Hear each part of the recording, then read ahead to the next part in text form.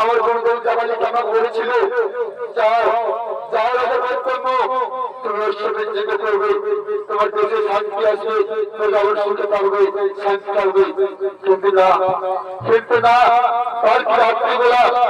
কে যেন আমার বলে গেল বক্তব্য তুমি অশ্রামের যোগ্য করো না, তুমি নামের যোগ্য করো। তাই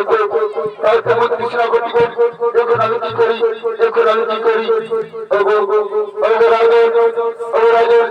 তুমি যখন কাল রাত্রে স্বপ্ন দেখেছো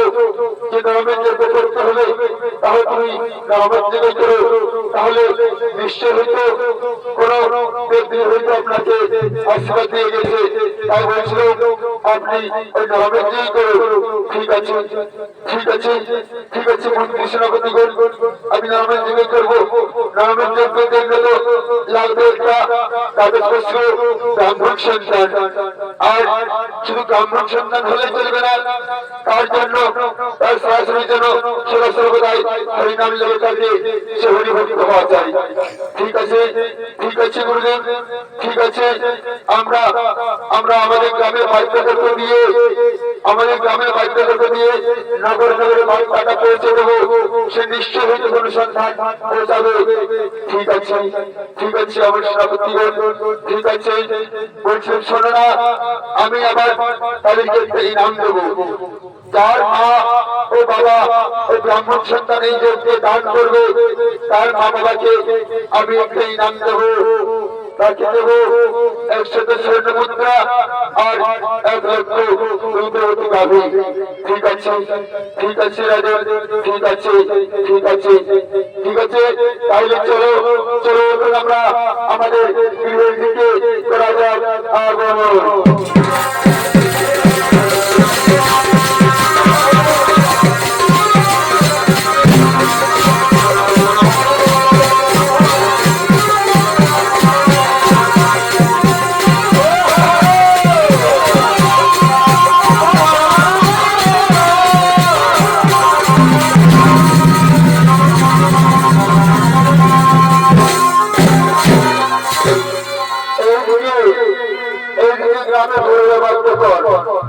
এদিকে রাজা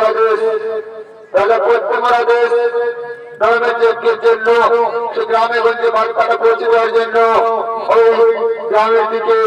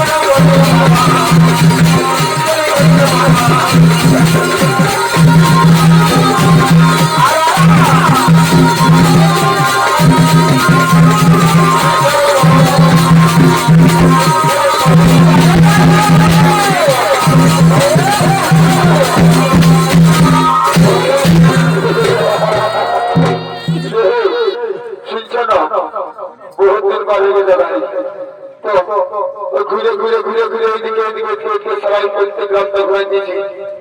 আমি প্রায় 4-3 বছর পরে ঘুরে আবার পড়তেছি জানো না হ্যাঁ ধরো এসে পড়েছি যখন তখন ভালো হয়ে বিদায় দেবে বলছিল জানো আমাদের রাজা আমাদের রাজা কর্তব্য করেছে নরমের যুগের আয়োজন তাই বার্তারা বলছে যারে ভারত পশ্চিমের ব্রাহ্মণ সন্তান আছে কেউ যদি দেওয়া করতে বড় হয় তাহলে জানো আমার রাজা কি দিবেন বিশাল নাম দিবেন 1 লক্ষ স্বর্ণ মুদ্রা আর সন্তুষ্ট গাভী দিলেন দুই ভে আর খাবে আচ্ছা না পূজা দিবেন বুঝতে এটা আবার কিরকম রাজার যোগ্য পূজারী ভাই সেটা বুঝতে পারছি না কারণ সেটা সস্তা আছে দিবেন কেউ দিবেন ভাই যেটাই খায় বুঝলে না পৌঁছালে তো খারাপ শুনে চলে দিবেন বুঝছো না কম বাবা বলি আমরা বুঝলেন উঠতেই হবে ঠিক আছে তাহলে বেশি দেরি করবো না মাসিরা শুনছ না ঘরের লোকটাকে বলে দিবে যদি বাবাই কোনো করে জোয়ার করে দিতে পারে না হ্যাঁ ঘুরে যেটা দিয়ে দেবো রাস্তা থেকে যেতে সিগারেটাকে রাখিয়ে দেবো না ওইটা খাওয়া দেখে পুরো আগে বানায় মানে যে সিগারেট দিবে তার তো বিশাল ব্যাপার আর যে সন্ধানটা দিবে না তার তো পুরো আগে নেই বলো না বসে করে নদীর বাড়ি বলে নেই এটা নদীর বাইরে বাচ্চা এটা সমুদ্রের বাইরে বাচ্চা বুঝছো না মানে পুরাবেতেই নাই পুরাবেতেই নাই পুরাবে নাই বলছি আরো পুরাবেতেই নাই তো শুনো শুনলা ভালো করে যেই দিবে তাদের মুসলিম সন্তান তাকে রাজা ইনাম দেবে 1 লক্ষ স্বর্ণ মুদ্রা আর ষোলটি গাভী ওই দুই ভাই খাবে আছে আর পূজা দিবে না দাদা আর বেশি দেরি করবো না এই ঘুরে ঘুরে ঘুরে ঘুরে নাও আর মুখটা শিক্ষা হয়ে গেছে দাদা আছে রুড়ে দাদা আছে তাহলে আছে তো তোমাদের এই কাজ করতে এসেছি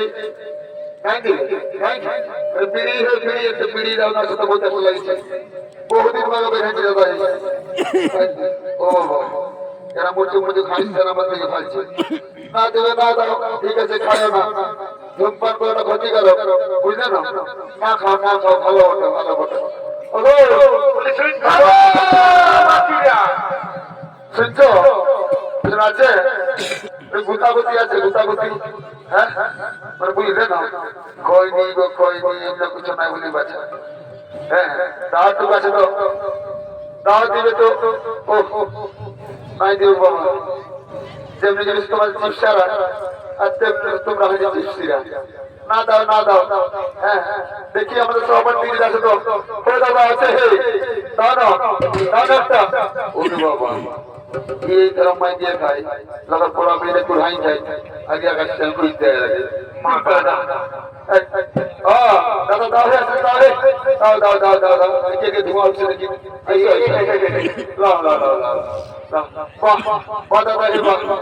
কারণ সরফিল নামে বেরিয়ে দিচ্ছ তবে যাওয়ার সময় তুমি একটা আশীর্বাদ দিয়েই যাবো বিরাট আশীর্বাদ দেবো জানো না হ্যাঁ না মুখটা সেইটা আমি দুটা ফাইনালি তারপরে না হয় তোমার সঙ্গে একটু গল্প করবো তারপর ঘর যাবো আর 2 টাকা আছে মোড়ান দিয়ে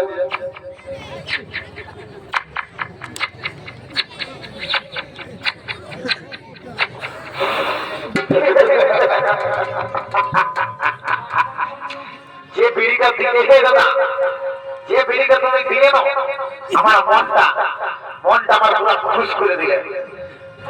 যে রকম লাগছে ধোঁয়াটা এই শীতল হাঁটা না আমার ভিতরটা গরম করে দিল তবে তোমাকে আমি যে আশীর্বাদটা দিয়ে যাব তোমার ঘর ভরাই দেব বুঝলে না আর 2টা টাইম নিয়ে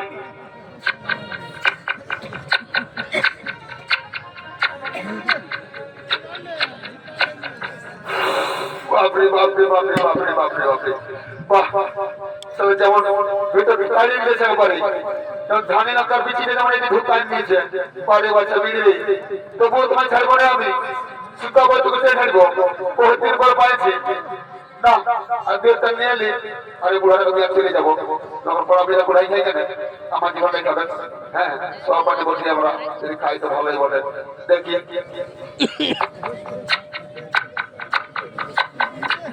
না আপনাকে ওরা দেখে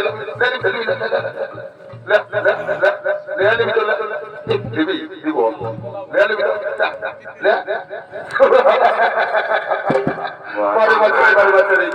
আচ্ছা ঠিক আছে ভুলে গেছিল বলেছিলাম তোমার আশীর্বাদ দেবো তবে দিয়েছি শোনো যাও তুমি 18টা পেটের মা হবে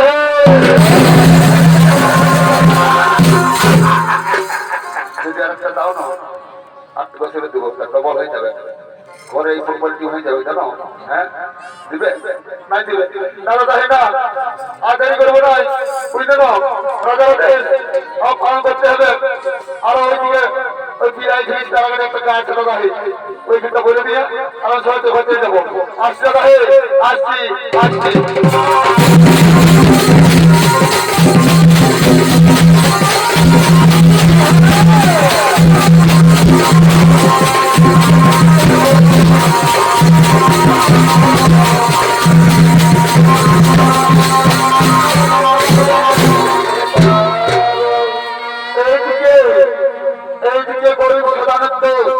তার 6 পুত্র দিন আনে দিন খাই খাটালি করে পেলাম নাই সে তার ছোট পুত্র শরৎকে আমি ওই রাজা পঞ্চমের কাছে বিক্রি করে দিয়েছি তাই তার পঞ্চম পুত্র ওরা জানতে পেরেছে তারা একত্রিত ভাবে আলোচনা করার জন্য ওই জঙ্গলের দিকে করেছে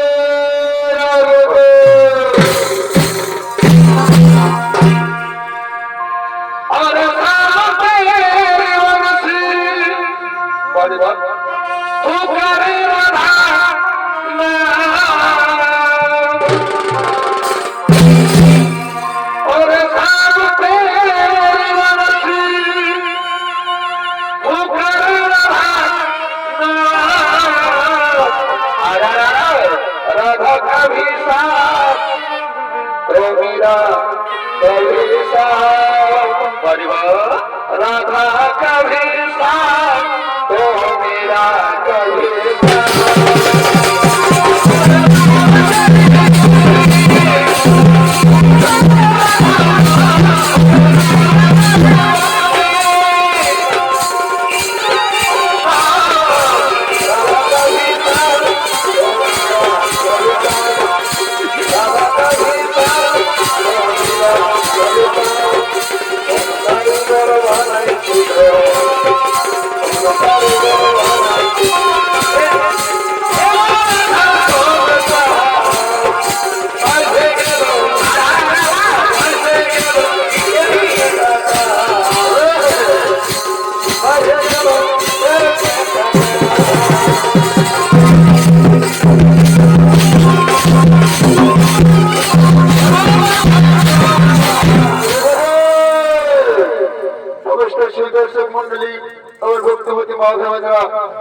পঞ্চম সন্তানের ভূমিকায় নৃত্য পরিবেশন করতে পারছেন তিনি হলেন রুমা মাহাতো শান্তমণি মাহাতো রাখি মাহাতো সুতপা মাহাতো ও আম্মা মাহাতো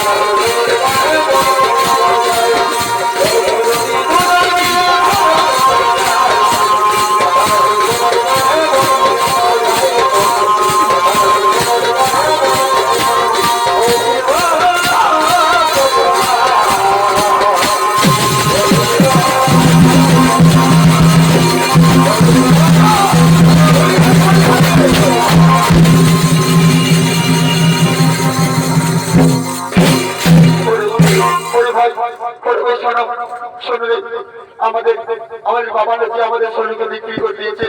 ওই রাজা পরিশ্রমের কাছে। না না রে ভাই, না তা হয় না। আমরা সবাই তো ভালো ছিলি, হয়তো ছোট ভাই সবাই হরিভক্ত, সে তো বনে জঙ্গলে যেখানে সেখানে ঘুরে বেড়াতো, তার দিকে ক্ষতি কি আছে? না, আমাদের ছোট ভাই সবাইকে আমরা ওই রাজা পরিশ্রমের নামের দিকে হয়তো যেতে পারি না রে, নামের দিকে হয়তো পারি না। হে দাদা, হে দাদা, ঠিক বলেছে দাদা। দাদা, ওকে আমাদের আটকাতে হবে। তোর কারণে আমরা ভিক্ষা নেই খাবো, তবু আমাদের ছোট ভাই সবাইকে পরিশ্রমের নামের দিকে হয়তো যেতে পারি না। হে ভাই, ছোটো ছোটো অনেক সময় মিলে চলো, চলো আটকাবো, না হলে সে হয়তো চলে যাবে। শুনেছিল কি আবার ও বাবা তার স্ত্রী বিদায় নিয়েছে, ওনাকে মায়ের দিকে অগ্রসর হচ্ছে। না, মায়ের মুহূর্তে মায়ের কাছে যাওয়া পর্যন্ত তার আগে আমরা ওকে আটকাবো, না হলে মাও যদি ওকে বিদায় দিয়ে দেয় তাহলে তাহলে আমরা লোকের কাছে মুখ দেখাবো করি। আমরা তো কার কাছে মুখ দেখাতে পারবো না যে ছোট ভাই সড়ককে তারা বিক্রি করে দিয়ে তারা আকর্ষণকে খাচ্ছে, স্বাধীনতে খাচ্ছে। না না দাদা, না, চলো তোমরা চলো, তাই চলো আমার সড়ককে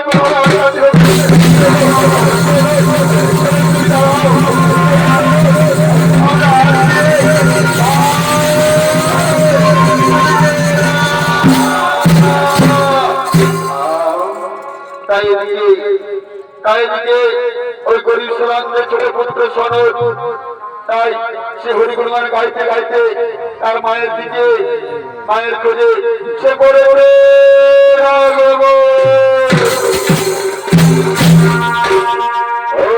কৃষ্ণ হরে কৃষ্ণ কৃষ্ণ কৃষ্ণ হরে হরে হরে কৃষ্ণ হরে রাম হরে রাম রাম রাম হরে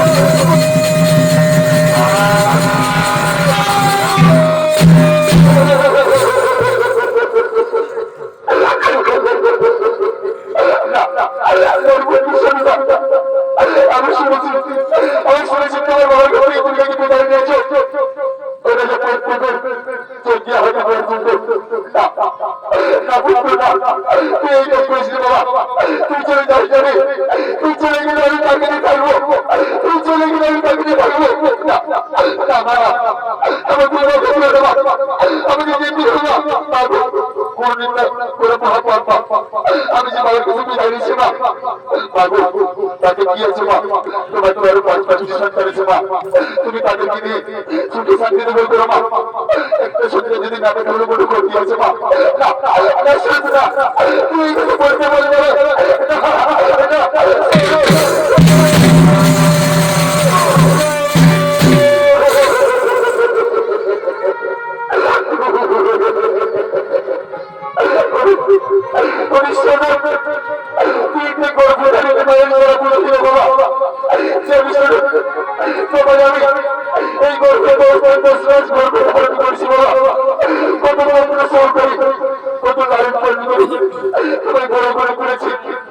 আর তুই যদি আবার সে চলে যাস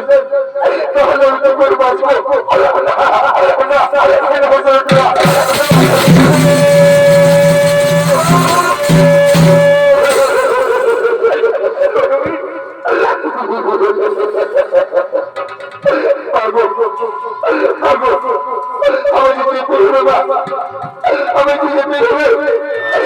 আমি বাবার কাছে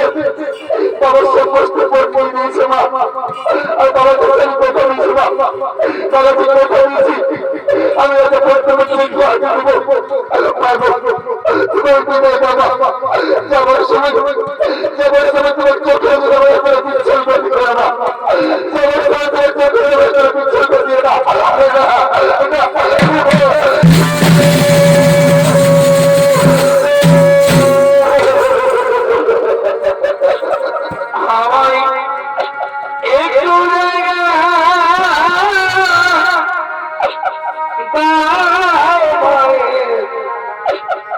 মন্দিরে বসি মন্দিরে বসি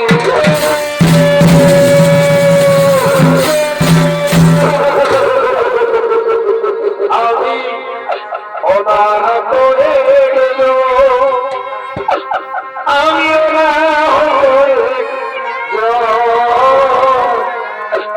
অনার করে আমি ওরে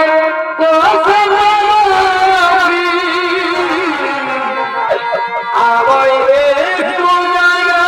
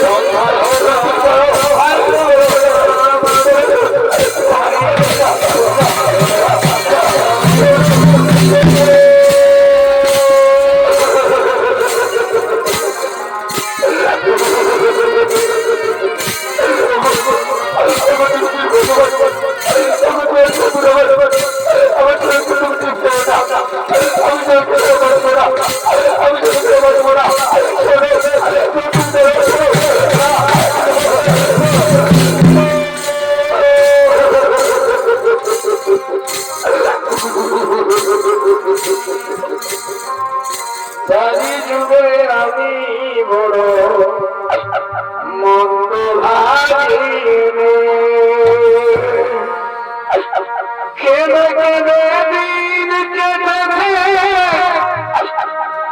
এমনি ও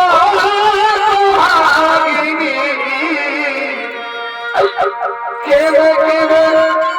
দিন কেটেছে এমনি ও ভাগিনী সারি যুগে আমি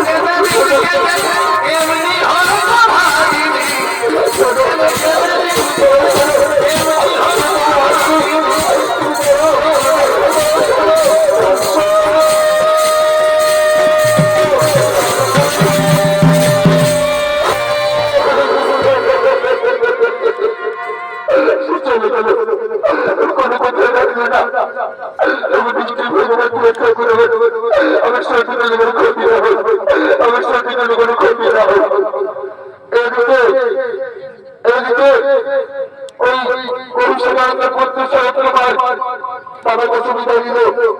মায়ের কাছে বিদায় নিল, সে চির বিদায় নিয়ে রাজা বৈষ্ণবের প্রত্য মন্দিরের দিকে রাজা প্রত্যেকের প্রশ্ন মন্দিরের দিকে হরিগুণায় গাইতে গাইতে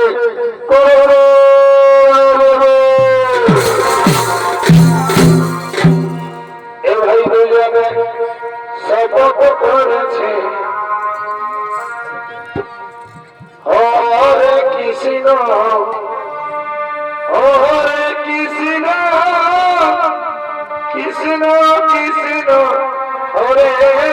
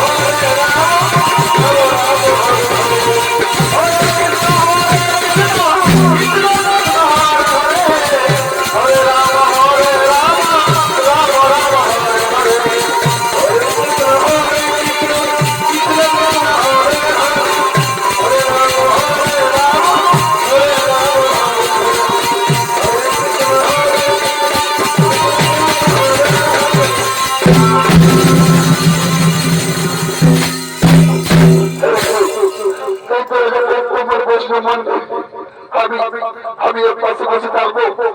যখন রেখে বর্তমান প্রয়োজন হবে তখন আমার ওই পরিবার জীবনে ডেকে নেবে। তাই আমার হরিগুলোর গাইতে গাইতে রেখে বর্তমান বৈষ্ণ মন্দিরের পাশে আমি বসে থাকি, এক পাশে আমি বসে থাকি, এক পাশে আমি বসে থাকি, এক পাশে আমি বসে থাকি।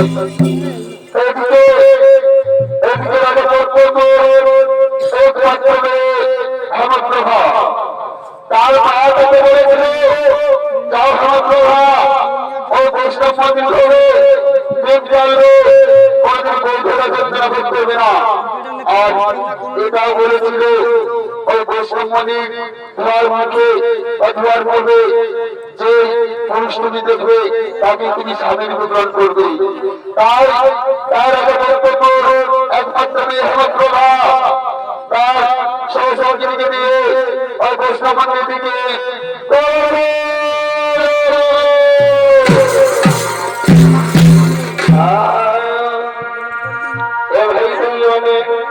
শপথ করেছে বাইরের গুণ করে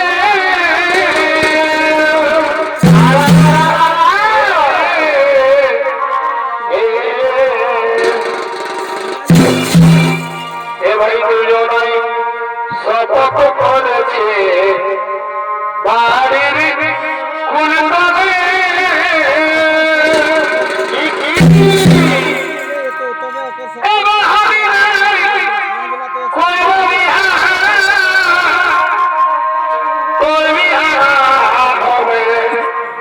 সবাই এবার আমি করবি